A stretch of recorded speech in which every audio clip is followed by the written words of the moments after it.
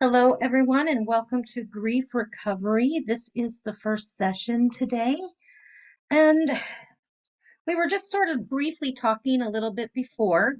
And what we'll do is at the end, we'll just rediscuss what we had started with today and just leave a moment of just sharing each other's story of why they're coming into grief recovery. So, getting a little idea and understanding of how to begin identifying. That is what this class is about. So, I want to start off with talking about grief recovery and the purpose of what we're here. What is grief recovery? So, we're going to start off by acknowledging, and I want to use a little insert from the textbook that helped me to begin building the Grief Recovery Handbook. And this book is written by John James and Russell Friedman. For anyone out there that needs to know what book I'm referring to. So, and I just want to take a second here and read just an introduction. It says it's unlikely that a person would wake up one morning and say, "Grief, what a concept. I think I'll make it my life's work." That is not how it happened for us, for either of us, which is the authors of this book. And I'll have to say, it's not what I expected either. I came out to love the world, not to deal with grief. But grief is part of why we are separated from that love. And so what it says here is, I think I'll make it my life's work. That is not how it happened for either of us. We are John W. James and Russell Friedman, and together we represent the Grief Recovery Institute. Here's a little outline of our lives in the Institute and the evaluation that Grief Recovery Handbook. John was thrust painfully into this arena by the death of a child in 1977. After discovering a successful process for completing his grief, he continued his career into solar energy design business. Acquaintances who had heard of his loss and recovery experience brought their friends who were dealing with loss. Soon John was spending as much time with grievers as with contractors, and finding his work with the former more rewarding. After a while, he realized that grief recovery was what he was meant to do. As a direct result of John's awareness, the Grief Recovery Institute was established. Russell's introduction to grief recovery came not as a result of a death, but in response to a second divorce, coupled with bankruptcy. He never would have equated his circumstances with the word grief had he not been dragged to a lecture on grief recovery presented by John. So I'm going to go ahead and stop there from that introduction. And I just want to talk about it. So for John or James, he had had a loss in 1977 and was already beginning all of this stuff and had already moved past, and much later came to meet Russell, which what was happening was he had been going through a second divorce and losing out on the incomes because of bankruptcy. Loss comes in many, many forms. So, what is the importance of recognizing is what we'll be covering today. We'll also be going over quite a few other things. So, we have to stay open when we're dealing with grief. It's our first instinct to close off the world, shut out.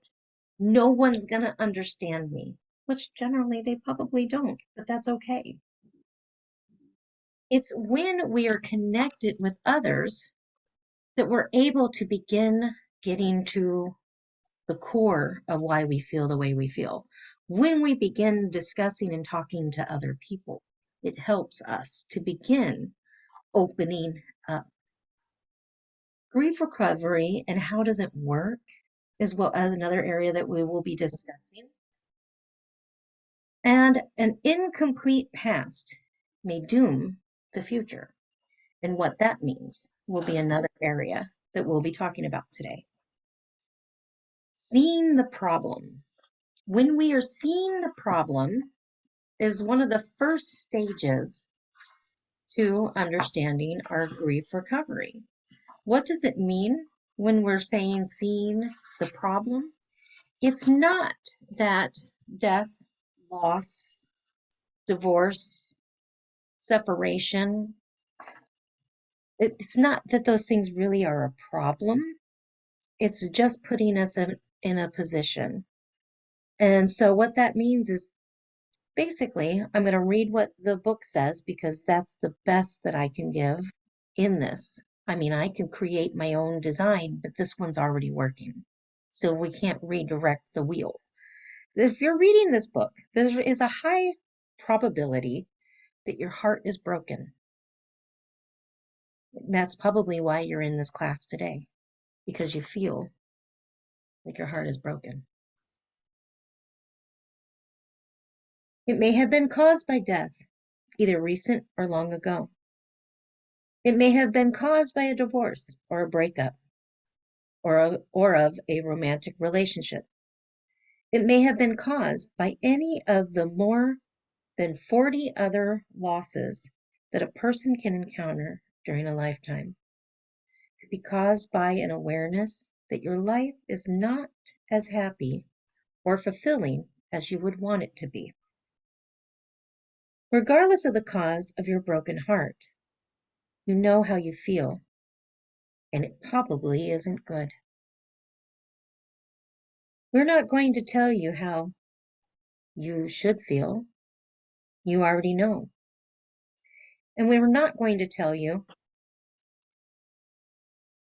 we know how you feel, because we really don't. Neither does anyone else. At best, we remember how it felt when we ourselves found losses that had occurred. Even though you've endured painful changes in the circumstances of your life, we're going to tell you what actions you need to take to regain a sense of well-being.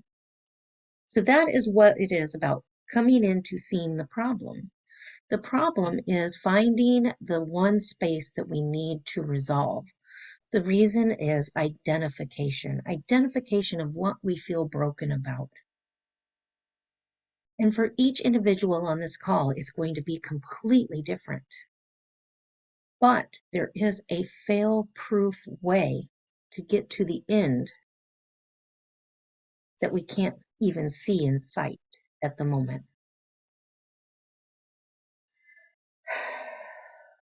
As I was saying, in seeing the problem, you're probably here because you feel broken. For many reasons, or maybe just one. Whatever it is for you, you're on the right where you need to be, safe to share and to express. Losses can include divorce, death, loss of a job, relationship, and so many more. Grief is normal and natural, and the reaction of loss can be a multitude of different expressions that come from each and every one of us based out of how we normally handle our emotional state anyways. So wherever you're at is perfectly fine.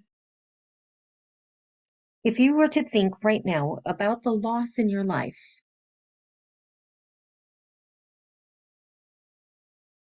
how does it make you feel right now for you?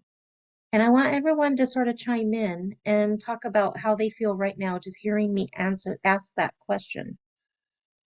So I'm going to ask Maud, just hearing me ask the question about your loss and how it makes you feel. How do you feel right this minute? Sad. Okay. So we're going to stand with just that. We're And I going to, feel like eating. so you're looking at comforting yourself. Yep. Okay. feel Lorraine. empty also. Okay. Lorraine, when you heard me say, how does it feel for you to have loss? Sad, frustrated, angry, and hurt.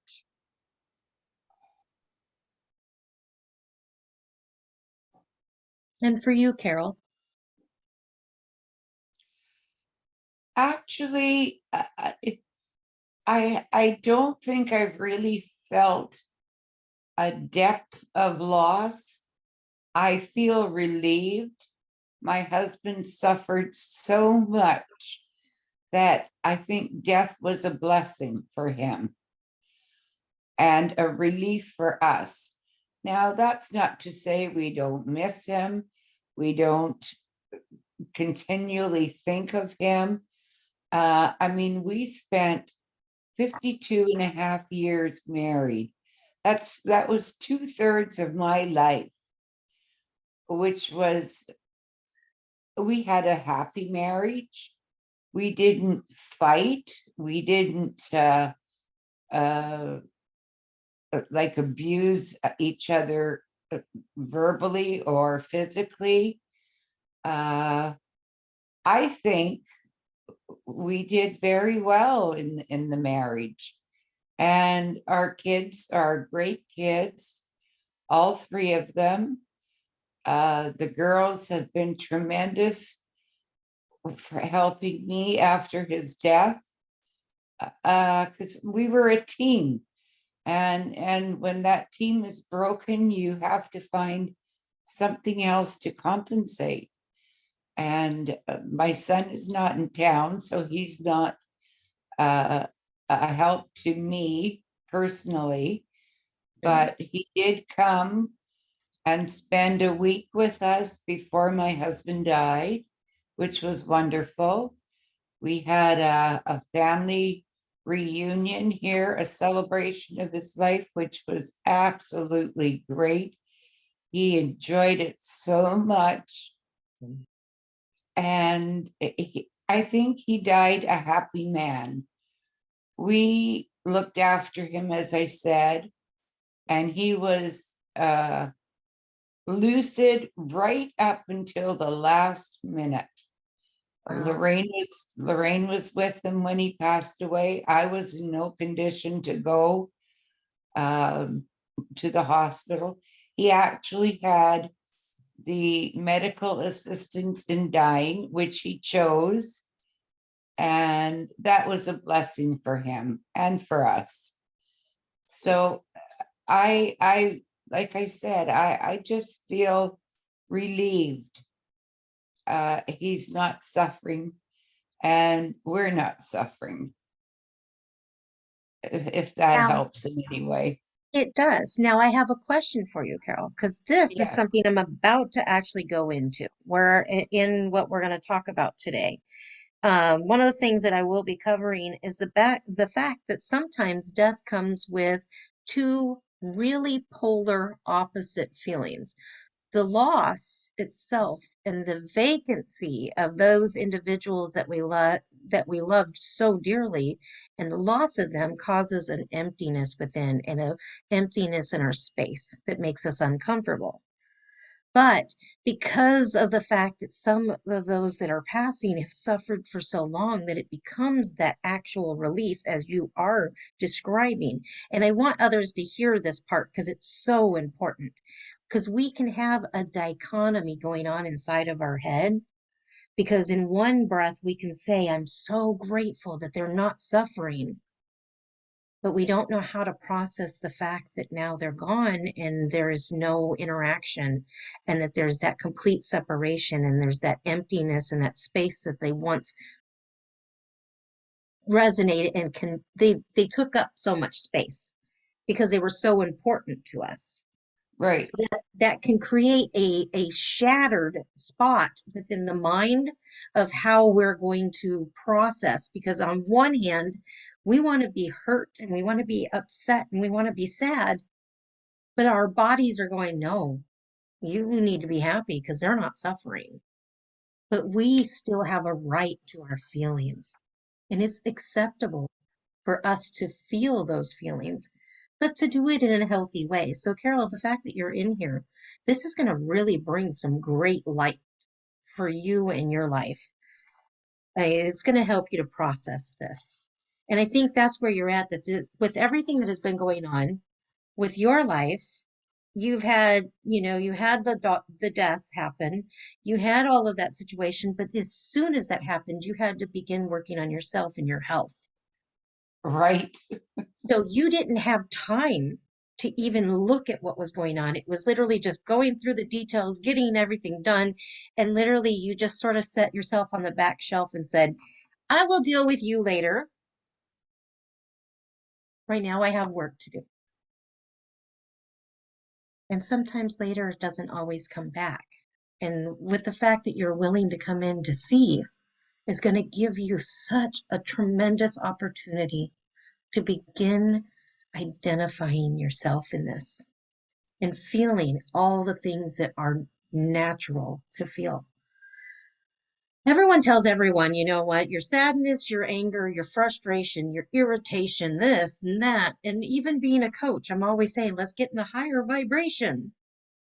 But sometimes life really hands us the shit show. Right. I'm like, I don't know how else to say it. Sometimes life really hands us the shit show, and we're sitting in it going, what are we going to do with this? Very What? true. And we don't always know how to deal with it. That's the importance of group. That's the importance of connecting and finding other people so that we're no longer alone. One of the first things that grief does is causes us inside our mind to think that nobody else wants to hear what I'm feeling. And in all actuality, everyone around you really does want to know, because they want to know how they can help. When we isolate ourselves, we then create a separation. And then when we do have a need, everybody's going, well, you were fine during that. What do you need me for now? Because we're not actually owning and taking care of our responsibilities. But this is the reason. It's not because of you. It's not because you're doing anything wrong. Grief is truly a neglected and misunderstood process. It says here in the book, grief is the normal and natural reaction to loss of any kind. Therefore, the feelings you have or are having are also normal and natural for you. The problem is we have all been socialized to believe that these feelings are abnormal or unnatural. While grief is normal and natural, and clearly the most powerful of all emotions, it is also the most neglected and misunderstood experience. Often both the griever and those around them. Grief is a conflicting feeling caused by the end of or change in a familiar pattern of behaviors. What do we mean by conflicting feelings? Let us explain. And I'm going to go ahead and not use theirs because we just had one. Carol has the greatest example. She was so relieved because her husband and Lorraine, you were relieved that your father was no longer suffering. To see someone hurt day in and day out and not be able to be the person that they once were because of the things that are causing the breakdown of our bodies can be extremely agonizing on us because we can't fix it. We can't help them. There's not enough that we can do to bring relief. So that becomes taxing on us as those around them because we're hurting because they're hurting. We're hurting emotionally while they're hurting physically. So your example on that is one of the best in regards, because even what was written in here, there was no comparison to the level of what you said, Carol. You said that you felt your loss, but you were relieved because he was no longer suffering. And you had such a happy marriage that that's all you wanted to hold on to is that wonderfulness that you remembered. right to the end. It was great, right to the end. But as you say, he was suffering and I was suffering.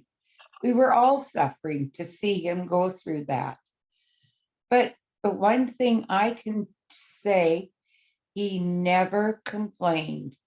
He never said, why is this happening to me? Not ever. He may have thought it, but he never verbalized it. And he was willing to do whatever it was to keep our life as it had been. He wasn't a complainer. In fact, he still kept his sense of humor, as Lorraine will remember, once he fell in the dining room here. We were playing cards, and I think he had to get up and go to the washroom, and he fell. And he sat on the floor. He did get hurt, but he couldn't get up, and we couldn't help him. And he said to Lorraine, oh, one thing, Lorraine, we're not playing any more cards tonight. And we both laughed because it was so comical the way he accepted the falling, for one thing. Thank God he wasn't hurt, but he still kept his sense of humor. And I thought that that was just remarkable, for someone who was suffering so much. So he But was truly a leading example for you guys. he was, What a he was, wonderful story. yeah, he was great. So, and he Yeah, was, even cracking jokes when Julian at the family reunion when Julian got him the suspenders. Oh, wow. He was cracking jokes about why do firemen wear red suspenders. And why is that? We got to hear his joke because, I mean, To hold their pants up. so it was a real true dad joke. Yeah. yeah. That is beautiful. Like, those are great. So we Yeah, have he was a those trooper, great yeah, right up memories. to the end. What was that? We're going to go with Carol first. I said we have great memories of especially that reunion. It was just wonderful. He communicated with everyone, even the grandchildren, and he wasn't really uh, communicative with them. It was just by passing if they came to visit, but they didn't really chat with each other. But they did that night, and it was just great to see that communication between the two of them. So yeah. What a great opportunity. You guys like literally got to celebrate his life with him as he was ending his life. What an Yes.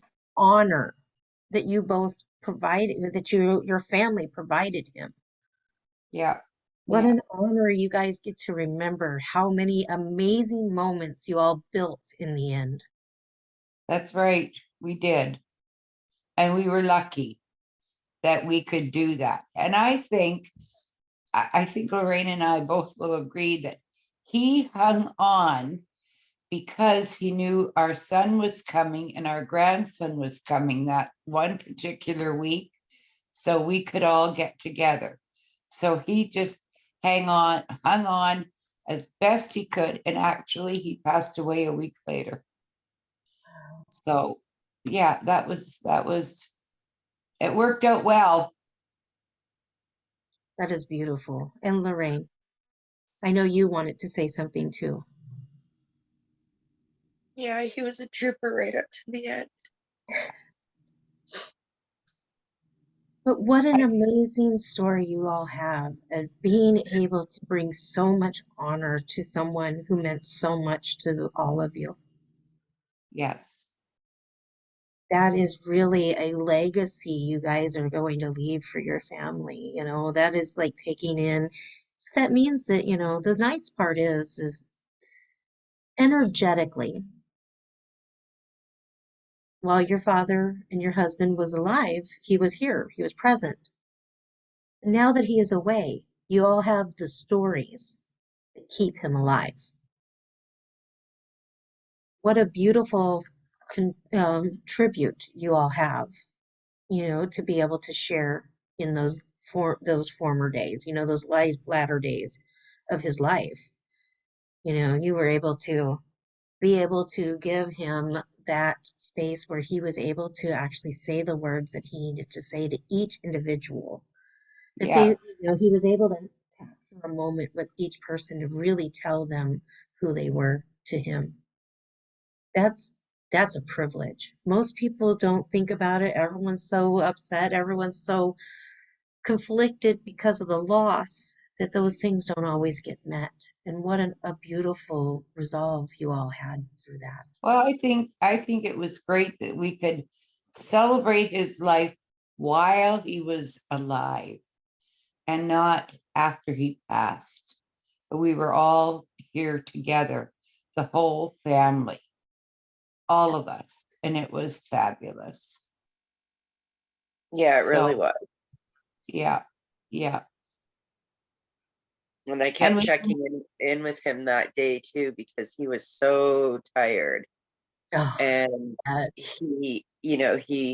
I know he just wanted to just lie down and rest, but he also didn't want to miss out on the opportunity to spend time with everybody that one last time. And, I kept asking him because I was sitting right next to him. Um, and he says, yeah, but he says, I don't care. He wanted to give everybody his time and attention, and he did. And we made videos and we listened to his stories, and yeah, it was just, yeah, we got lots of good memories of him. wow. Now, we looked at a box he had kept in his dresser of all past experiences, his time in the army, uh, different things throughout his life, that was really interesting, and it kind of enlightened the younger ones, and even my son didn't know certain things, and we got to talk about them, and Well, it was. my dad got to party with Hank Snow, the famous country singer. oh, that is cool. Yeah, there were so many cool things that my dad did in his life, and we ended up talking about them and reminiscing about them on the family reunion day. I mean, How other days too, there was other conversations that we had, and I did make some videos throughout and take pictures and stuff so that, the grandkids could someday look at them when they had, more questions about him and stuff. Because they are still quite young. But yeah, it was dad did do some really cool things in his life. that is awesome. Now, Maud, how are you doing? Where are you at right now? How are you doing? I'm okay. You're okay? So, bringing you into this conversation here, because you're here for yours as well, and yours is just as important. So, we talked about at the beginning before we got on the recording. We were talking about the loss of Lorraine's father, Carol's husband, and Maud was talking about losing a relationship, a person that a grandparent that was from a former relationship, as well as a death of a pet. So you have multiple experiences right now that are going through that you're dealing with at one time and within a short period of time that you had to endure. So I want to, just identify that you have three different types of loss that you're experiencing, and every single one of these types do have a different feeling to it. Like your pet, I mean, our pets love us unconditionally. They meet us no matter what we do. They're there. They give us that unconditional love.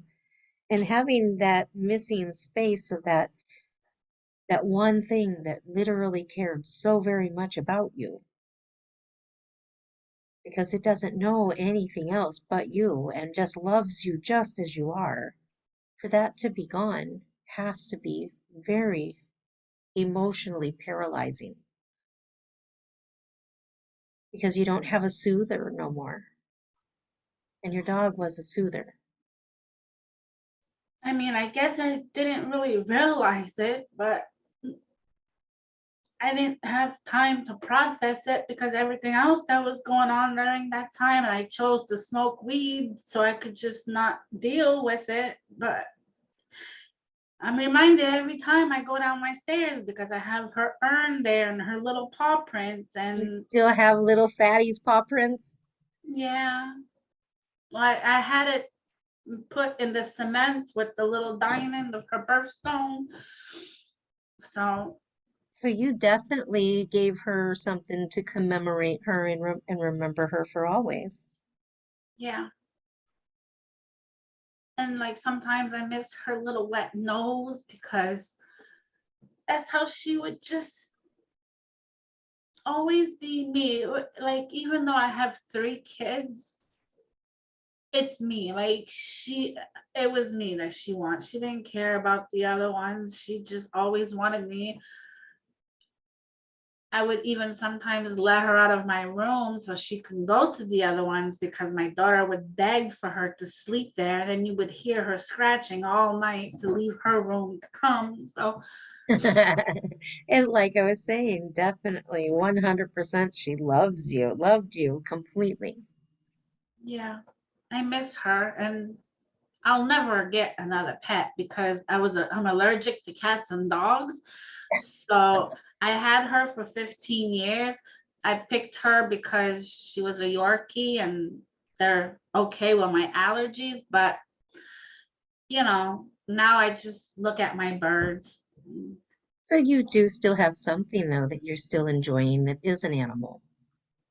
Yeah, but it's not the same. No. Well, that's like when I lost my Miss Rue. Everything that was my dog, Miss Rue. I Yeah. named her Miss Punky Rue. That was her full formal name.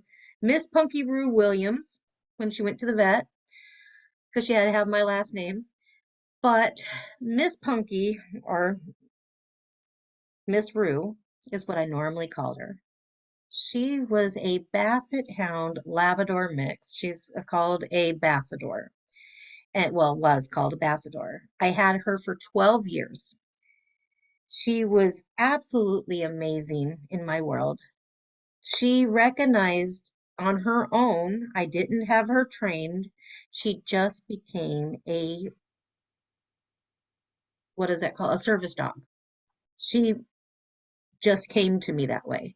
She was completely emaciated and broken down. Her fur was matted up. She was sunken in. She looked tore up from the floor up. Somebody had dumped her in our neighborhood. She was living in the woods around the thicket around my house. And I finally saw her one day sitting there just looking. So I chucked out some food to her to see if she'd eat it because she looked pretty sickly. I was like, God, that dog needs some food. So I just started tossing it out there. And 2 weeks later, I mean, she kept coming back every day around the same time when I had done it. So I just made it a daily habit, threw stuff out there. And I would throw it less and less distance, bringing her closer and closer to the house so that she had to get familiar with sounds and get familiar with me. So about 2 weeks later, I finally went out there. I set the bowl on the floor on the ground instead of throwing it on the ground for her. I put it in a bowl and I laid down next to it. And I put it there and I waited for her to finally come up to it. And when she ate it and I didn't move, when she was done, she came over and laid down next to me and stuck her head on my chest. And then I slowly reached up and pet her, and she leaped back, yelped like I was killing her, and I wasn't doing nothing, but she was petrified. I just loved her through her fear. But 12 years later, I lost her. I was absolutely devastated. She used to be so in tune to me. She knew I was deaf. That dog just knew I didn't hear anything because she would go and she would come to me and hit my leg, like with her nose. She would nudge me and then she would walk wherever I needed to have my attention to. So if there was something outside in the backyard, she'd walk and look up like she was trying to look out the window. If somebody was at my front door and I didn't hear somebody knock, she would go to the front door and wait. So I would think she'd have to pee, and then I'd open the door and there'd be somebody. I'd be like, "Oh, hi, did you knock?" They'd be like, "Yeah, a couple times." My dog would alert me. She was truly a companion. She was an extension of me because she helped me with stuff that I didn't realize I needed help with.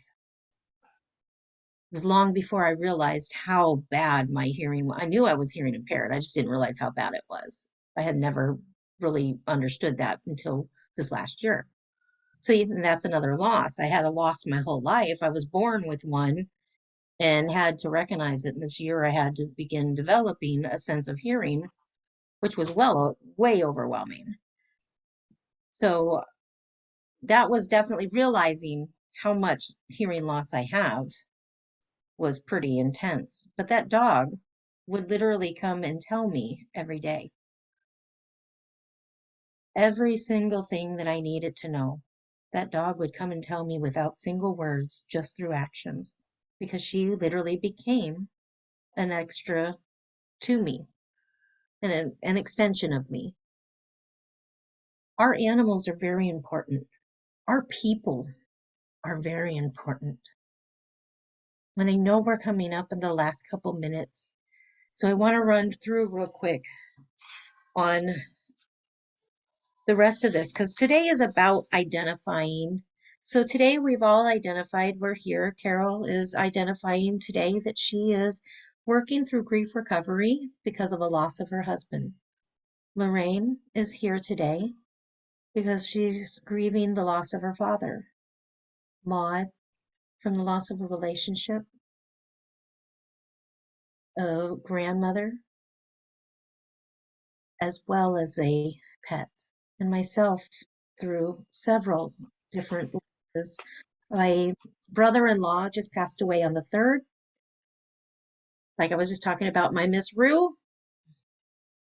And I've had my grandmother pass, but I've also had many other losses.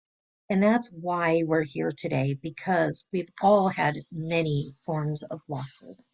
So grief and recovery. For many, what do we mean by recovery? Recovery means feeling better. Recovery means claiming your circumstances instead of your circumstances claiming you and your happiness. Recovery is finding new meaning for living without the fear of being hurt again. Recovery is being able to enjoy found memories, having them precipitate painful feelings of regret or remorse.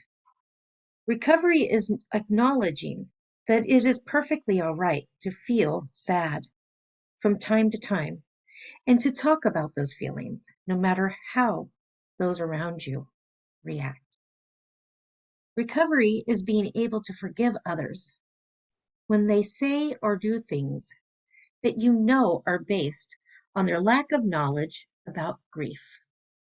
Recovery is one day realizing that your ability to talk about the loss you've experienced is indeed normal and healthy.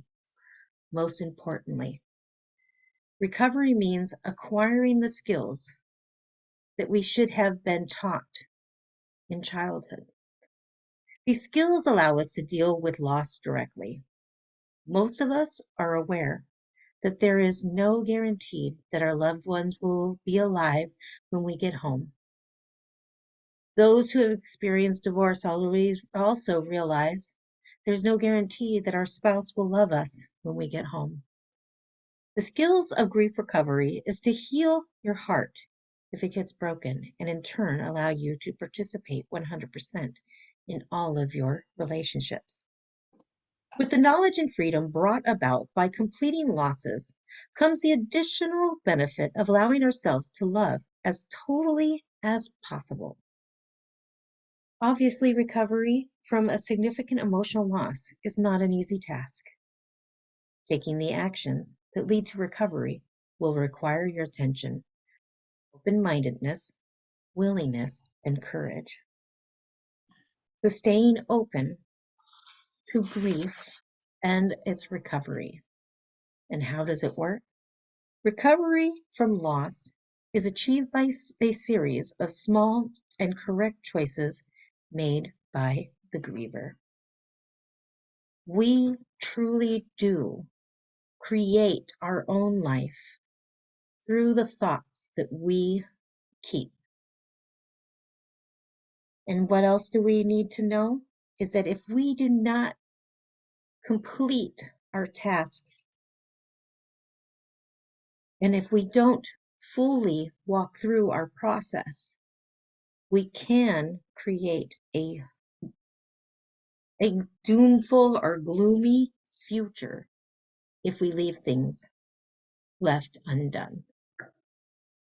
It creates problems and allows us to recreate patterns within our life that cause us on the wrong path. When we lose something, we generally tend to grip a hold of anything and everything that we can because we're afraid to lose something more. Sometimes even allowing others into our life that once we felt needed to be out because we want to try and give everyone the benefit of the doubt because we understand how much it hurts to lose those that we love. We got to remember that it's important to set our boundaries. It's important for us to acknowledge those boundaries and learn what they are, so that when we are struck with loss, that we're not setting ourselves up for further damage later. So that is what we will be coming through and looking through over the next 13 weeks, but I have much more information to give to you each week. It is going to help you to start processing, walking through, redirecting, creating ways to help you to reach other people, find ways to discover what really sets you on fire so that you can begin getting a passion for life again. There's just so much that's coming over the next 13 weeks, over the next 12 more weeks. Thank you so much for being here. And does anybody have any questions from today's information?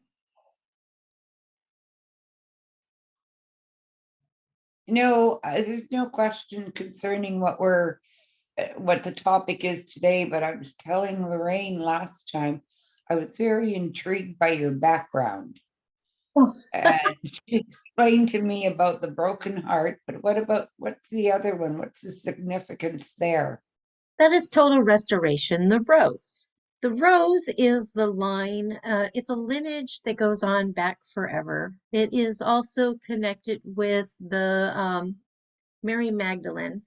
The rose is being under the rose symbolizes what it meant to be under the upper room where Christ was. For me, that represents my restoration.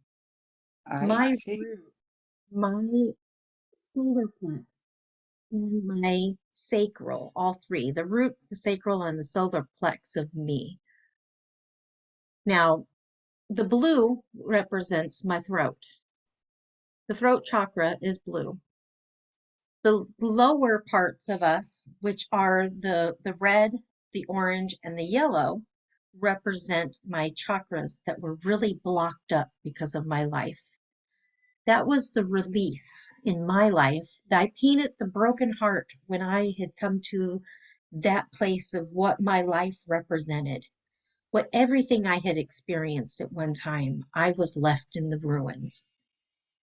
So that's why I painted the shattered heart, because it's called shattered. Yes. because that's where I was. I was in that ruin of my life. Everything had come to that place where the inner part of me just folded. It broke under the pressure. Uh-huh. And over the years of getting therapy and working through my stuff and tending to things and getting the trainings to do what I do today was where I found my restoration. I found restoration in Christ. Christ was my restoration process. I found everything that I teach today hidden in the words of the Bible. Because the only thing I could trust, because I couldn't trust people, was what was written between those that cover to cover of the Holy Bible. I see. That was where I found comfort. That was where I found direction. That was where, when I didn't know the answer to something, if I was sad or if I was depressed or if I was on top of the world, I could find scripture that told me what to do next, how to begin developing my world. So the purpose of those is because no matter how broken you are, there is Yeah, relief if you choose to make the decision right. to stay in the now. That's why I have the word now up there, because you got to stay in now. You can't look to look to the past for the answer, and you can't look to the future because you can't get there yet. But if you stay in the now, it allows you to come to it. And then the tapestry behind me, the colorful, Yeah, that was beautiful. that was delivered to me. And somebody always has to be the peacock in the room. I'm the peacock. I'm the colorful person who's going to come in and help and just brighten up the day. Oh, thank you. That's wonderful to hear. And I'm glad that it's so meaningful to you, because I was intrigued. Like, why does she have these? Why is she under these? And just about every video that you're on, in every program. So thank you for clearing that up and explaining it to us. This is I my don't know. transition. This was me. I I used to be here and now I'm here. know you're here. Right. Great. Great. Wonderful, Darla. Thank you for that explanation. Anybody else?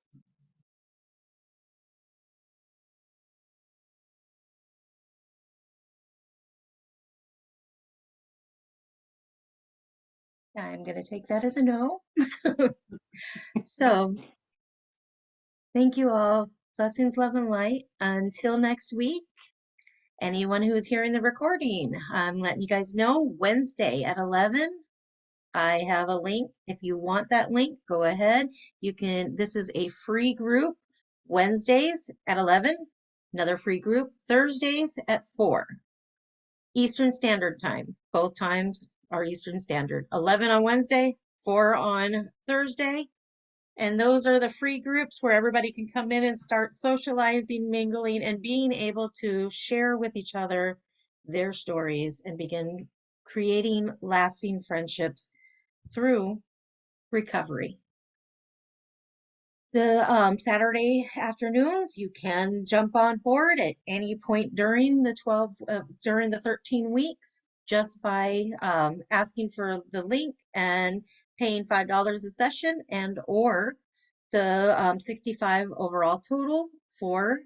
And then there are the few and the select that will have, I have a process that if you need to come through the free link, let me know and we can discuss it and find a way to get someone to fund you through. Blessings, love, and light. Until next time, remember, work on yourself and grief recovery is possible. Thank you, Darla.